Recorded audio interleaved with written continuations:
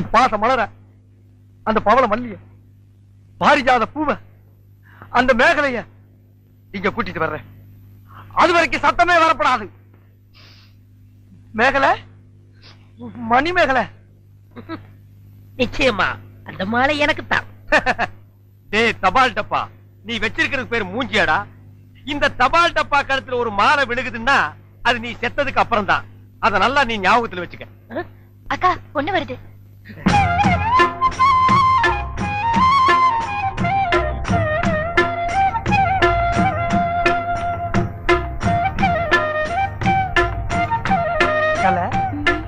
மேகலை, மணி மேகலை, என்னடா வெக்கமா? புள்ளைங்க வந்திருக்கானுங்க பாருடா. பொத்தி பொத்தி வளர்த்த புள்ள மேகலை, அதனால அதுக்கு வெக்க விட்டு போகல. இருக்காதுங்களா பின்ன? சிரிடா சிரி.